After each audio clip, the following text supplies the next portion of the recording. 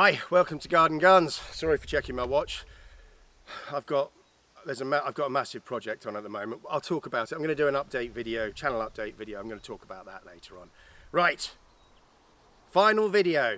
125 years of Weihrauch being in existence. It's actually 126 now, but let's not split hairs. If you haven't seen the other video, I have actually put a playlist together of all the videos that I've ever done on Weihrauchs. I think I've pretty much covered nearly every Weihrauch in production at the moment. So go back and have a look at that if you're interested. Some of those videos hark back to the earliest days of this channel, so they're a little bit, you know, ropey. Not that these videos are much better, to be honest. But anyway, enough waffling. What we're here to talk about today. So, the final video.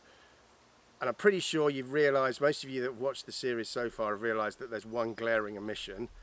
Which rifle is that? And it is this, the HW77K. Now, why have I left this rifle till last and not done it in order? Well, buckle in or fast forward, because I'm going to tell you a bit of a story. I'm also going to answer the question of why I traded in my CLX. Well, we know why I traded in the CLX, but why did I trade in my HW95? So, when I started this series of videos, after doing the video on the 97 Jubilee edition, I was like, right, I went and bought the 95, I borrowed a 30, I borrowed a 98 off Phil, and I borrowed this 77 off Phil because he had these up for sale. He was trying to shift them on, so he was like, I'll just borrow them and, you know, do a video on them and bring them back when you're done, because I'm not shooting them. So I had effectively, what was that, four Weihrauchs to mess around with.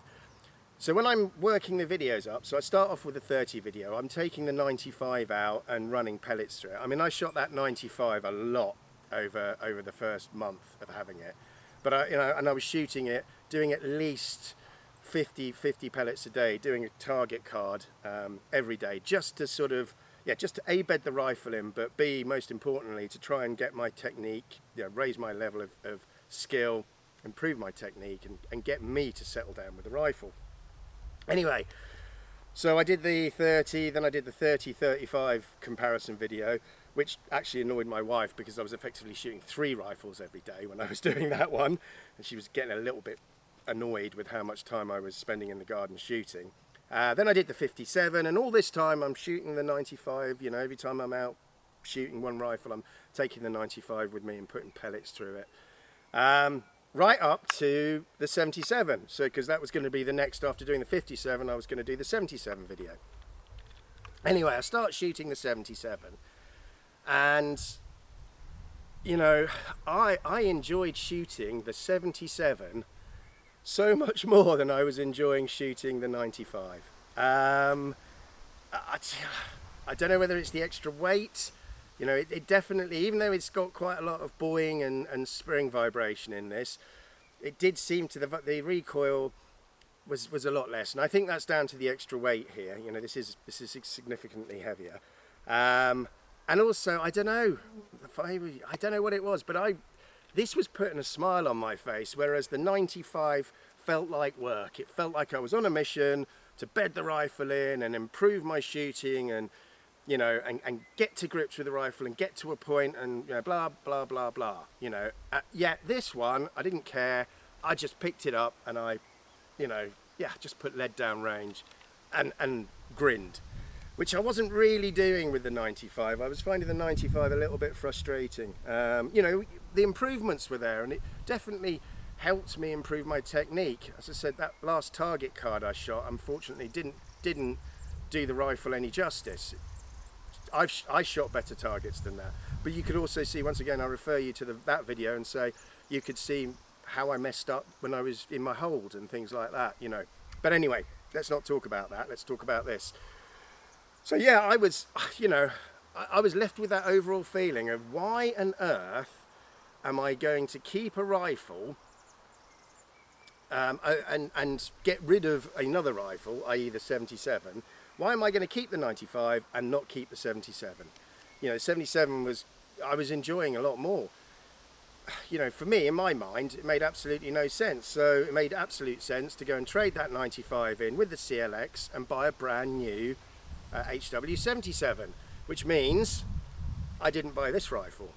Give me a second. I will show you the rifle that I bought.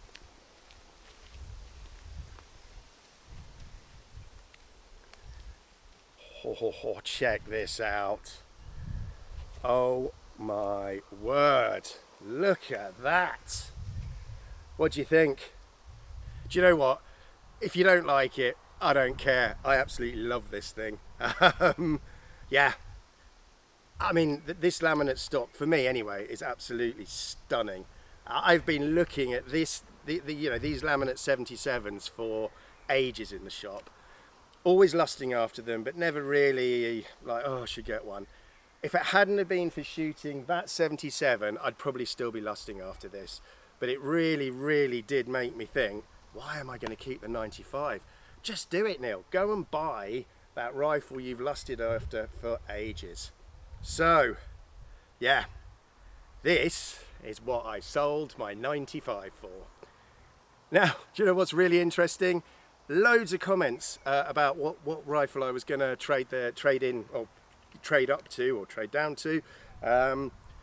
Only one person guessed a 77. Nobody else suggested a 77 in the comments. There were loads of Pro Sports, load of TX200s, 97s, lots of different stuff, but nobody put the HW77 on there, which I find fascinating. So, with that, let's get on to the shooting portion, and then we'll do the summing up, and hopefully I'll be able to do this rifle some justice, and that one in the downrange portion.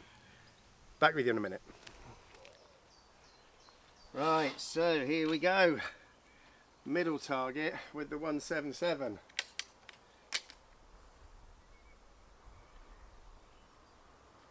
Ten shots, 30 meters, Air Arms Diablo Fields. Oof, let's see how I do. Let's move those over there. Ooh, pardon me.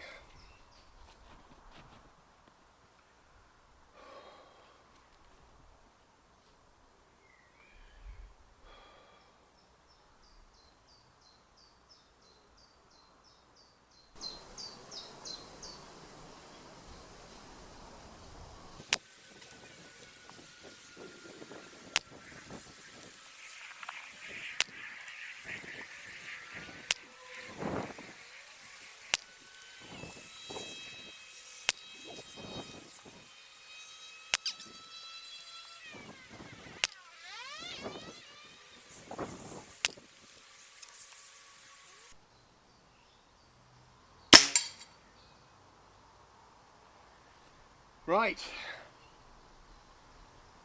I'm going to swap rifles. Let's just get straight on and do the 2-2 group, because I'm starting to sweat. It is hot. Well, not hot, it's more humid actually at the moment. Yeah, right, so I'm going to do the bottom right hand target for the 2-2. Let's hope I do alright.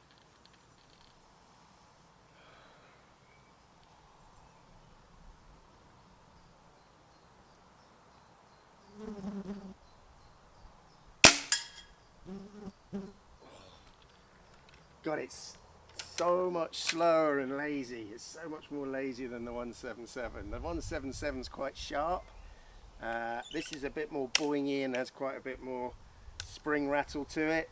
So, and yeah, and the firing cycle seems to be lazier. So it is a bit of a difference coming off the 177 to shooting this directly. But anyway, I'm going to speed the rest of the video up. Let's get on with it.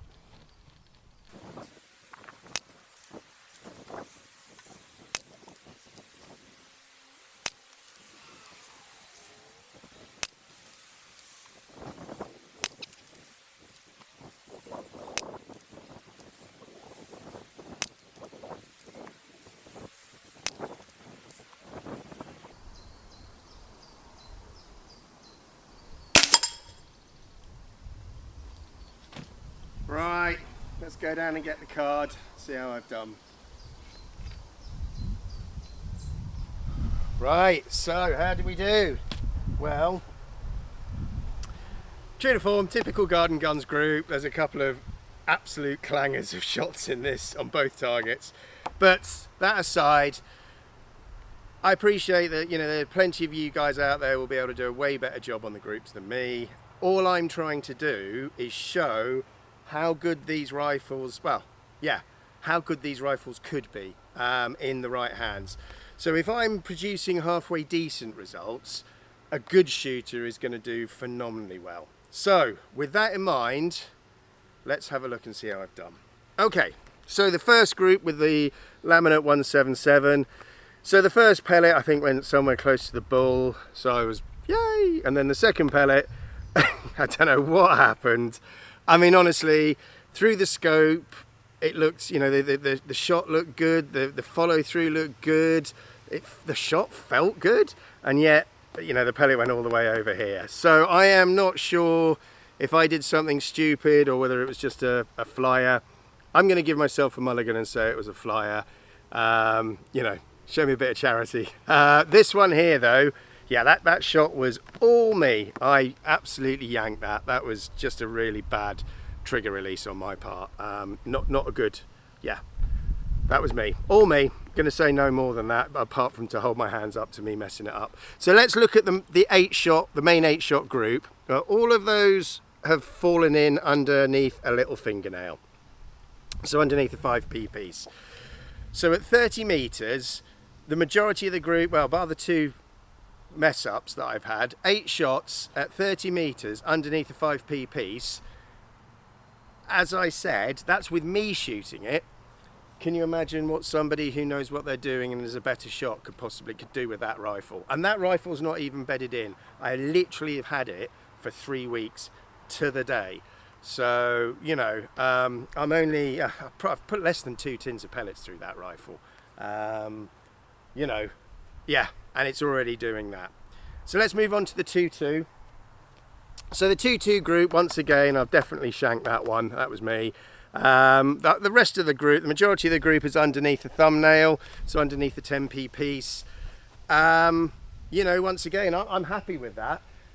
If that rifle was mine, I would lighten the trigger off. It's got quite a heavy trigger pull on it at the moment. I've lightened the trigger off on my 77 and I'm shooting that, it's nice and smooth now. That's a little heavy, but this is, this is Phil's rifle, and if I didn't have it, he would have this would be up for sale. So the longer I have this, he needs this back so he can sell it. So and as such, because it's it is going to go on to somebody else, I haven't touched it. I've just I'll let the next owner do whatever they want to this rifle rather than me mess about with it. But let's talk about the differences between the 2.2 and the 177. So the 2.2, I think one of the reasons I really liked it when I was shooting it against the 95, I found the 95 had a reasonably lively action, and it did smooth out a little bit over time, but it was still fairly lively, I think we'll say. Whereas this 77, it was, even though there's a lot of buoying and a lot of spring vibration in the shot, the recoil on it was really benign. And as such, I found there was no muzzle flip. It didn't feel as though, compared to the 95, it didn't feel as though there was much recoil. And that really surprised me. And it's one of the things I really liked. It's what really drew me to this, to the 77 as a series. And that my 77 is the same. There's very little recoil in it. And that's, I think, in part due to the extra weight. Because, I mean, in beach, the 77 weighs 4 kilograms. And in laminate, I think it's 4.2. So it's considerably heavier than the 95. I think the 95 is 3.4. So it's over half, it's 600 grams. It's over half a kilogram heavier than the 95 in beach, and it's even more so in laminate. But that being said, the rifles point, they're really well balanced, and I think you see that's where their field target pedigree comes from. And for those of you that aren't aware of the 95 and its history, 95, I'll get it right in a minute. The 77 in its history. The 77 sort of came out in 1984, I believe, and it became a stalwart of the field target scene due to its, you know, its very pleasant firing cycle. And you know, it's what was winning all the competitions until the pre-charge rifles came about. And as such, you can see the accuracy. I mean, you can see what I'm doing with this downrange. So you can see where this reputation for really good accuracy comes from, and why it was so successful in the FT scene. This 77, the 177 compared to the 22, this has a lot. It's a lot more sprightly. Its action feels faster. It feels crisper. The 2277 reminds me quite a lot of my old 80, which is probably one of the reasons I like it so much, is because I miss my 80. I don't regret selling it because it got me the TX200, but I do miss the rifle. So all you guys that said, yo, you're going to miss it when it's gone, yeah, you're right, I do miss that rifle. But I wouldn't have my TX200 if I hadn't sold it, so it was worth it. But this rifle has a slower firing cycle. The 22 has a slower firing cycle than the 177. The 177's lockup is quicker, and it just seems to be a little bit more vibrant. The 177 is less boingy, it's more of a doing, and it has way less spring vibration than the 22. Yeah, I don't know, it kind of almost feels like the I don't know, the younger brother or something, just with a little bit more vigor and energy and pizzazz, you know, whereas this feels a little bit slower and a little bit more sedate and a little bit more, to be fair, a little bit more gentlemanly. So they both have their plus points, and if it wasn't for this one, I wouldn't have bought this, to be fair. And I'm really, in case you can't tell, I'm really glad I bought this. Right. Enough waffling, let's sum it up. So normally I'd finish these videos with, would I buy one? Would I recommend it? Well, I mean, that question's already answered. I did buy one, and yes, absolutely, I would recommend them. Is there any major difference between the 97 and the 77 in my opinion? Well, I actually emailed Wehrach customer services and asked them that question over in Germany. Didn't email, not Hull Cartridge, I actually emailed Deutschland Wehrach. And they got back to me within a couple of days, take note BSA, and they said, for all intents and purposes, the 97 and the 77 come from the same familial line. They're effectively brother and sister. They didn't elaborate any further than that. They basically, or they used words to that effect, and they didn't elaborate any further, which is a shame because I would have liked to have had a little bit more information. But I took it to mean that for all intents and purposes, the modern 77 and the modern 97 internally are pretty much identical. It's just externally they look a bit different. And to that end, if you can imagine, you know, if you just looked at that part of this rifle, it pretty much looks like a 97. You know, the only difference is it's got this foresight on it, and if it had the muzzle brake / mod that the 97 has, you know, it would look identical. So I think the only real difference between the 97 and the 77 is the fact that you can get the 77 with open sights. It's a versatile rifle, but it shoots, you know, as far as I'm concerned, this 177 77 pretty much shoots exactly the same as the 177 97 Jubilee edition I had. You know, by the fact that one was the Jubilee was a thumb hole stock. But as far as I can recall, and as you know, my overall feeling towards it is that they're effectively internally the same rifle for all intents and purposes. And you know, out the box, bearing in mind the 97 was unshot, and obviously I bought this brand new, so this was unshot. So they are, yeah, I can compare them exactly because they're both the same generation. You know, they've come out within a year of each other from the factory. I mean, you know, yeah. And they to me, they feel, to shoot them, they feel exactly the same.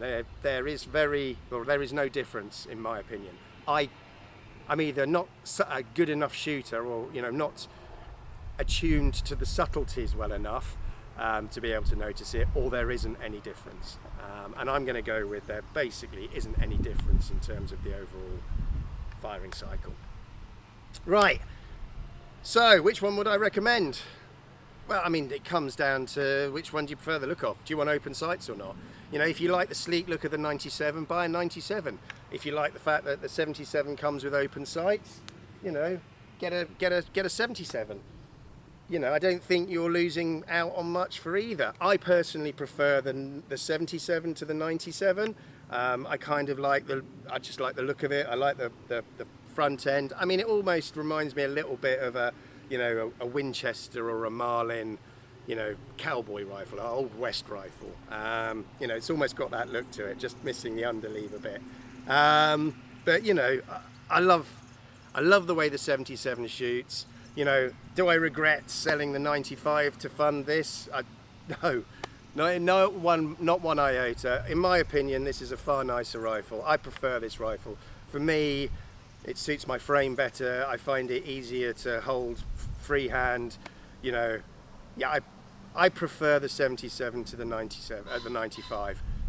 You're paying more money for it, obviously, but you know, yeah, for me it was. I'm really glad I had the 95, and I'm really glad I got to spend those couple of months with it. And I'm really glad I got to shoot it as much as I did. You know, I wanted to shoot it as much as I shot the CLX.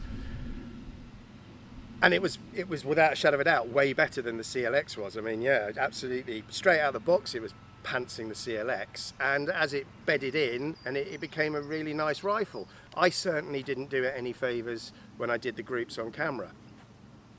But, you know, this to me is, you know, it's worth the extra money, and especially in the laminate. I mean, I could just hang this on the wall and look at it. It's, you know, yeah, I absolutely love it. And I will, I mean, to be fair, I would take this, I'd take this into the field. I would have no qualms, even if it means I'm going to knock the stock up. I like shooting this, and I like, this is a purposeful rifle to me, and I want to get good enough to be able to hunt with it and feel like I can do a decent job at making humane shots at sort of 40 meters with this one. So I am going to be practicing hard. Right. I think that's the end of the video. I think I've waffled on enough. I think you guys get an overall feel for how much I like this, and you know, yeah, I would recommend it. I need to thank Phil, Big Phil and Little Phil at Leicestershire Air Guns. Big Phil lent me some of his personal collection. As I said, you know, he had this one up for sale. So while I've had it, he's obviously not been able to sell it, so it's going back to him so he can move it on. But yeah, and Phil, Little Phil, who's now owning and running Leicestershire Air Guns, who's taken over from Big Phil. I need to thank him because he helped me out with the 57, and he helped me out with the 90 to do those videos from the second-hand stuff that they've got in at Leicestershire Air Guns. So I'd like to say a huge thank you to them, and also this channel wouldn't be possible without their help. Without Leicestershire Air Guns support, I wouldn't be doing these videos, and you know, I need to give them a huge thank you. So if you find yourself in their vicinity or in their area, please, on my behalf, go in and say hello, and you know, tell them if you enjoy my content, please say that, you know, you've enjoyed it, and thank you for their support, because as I say, I wouldn't be able to do it without them. You know, and if you're interested in any of the kit, please give them a call, because you know, they're good people, and they do a really good job of supporting the sport, and you know, supporting shooters like me and like you in terms of the equipment and the advice that they'll give. But anyway, enough gushing about Leicestershire Air Guns. Big thank you to you guys. And the next thing is, I want to say thank you to all you guys as well, because you know, this has been it's been a really interesting from Christmas, where I did the 12 days of Christmas, to doing this series of videos on the Viarc. I've got to thank you all for your comments and the support that you've shown the channel. I really appreciate it. For those of you that are new to the channel, you won't know that I tend to go dark over the summer, and for those of you that have been subscribed for a good couple of years, it's that time of year again. Summer holidays are on their way. It's you know, it's my last son's last year at school, next year, so this is his last summer holiday. Wow, no, strictly speaking, his next summer holiday is his last one. Sorry, itchy nose. So yeah, I tend to go dark over the summer and don't really do any content because it's family time, and I don't want to be in the garden trying to put these videos together. It's easy, it's all right when they're all at school and I've got the day to myself, plus which I've got a few other things on at the moment. I am going to do a channel update video. I'll talk about all of that in that video anyway, when I get round to doing it. Words, Neil, come on, man. Anyway, thank you guys for watching. Thank you for following the channel. Thank you for being with me on this journey. Really appreciate it. Until the next video, stay safe. And if you don't see the next video, have a really good summer. I hope you all get to spend time with those that you want to spend time with. Get some shooting in. You know, I hope the weather's good for you. And I just wish you all really good things. So, until the next video, stay safe, all the best, and cheers. Take it easy.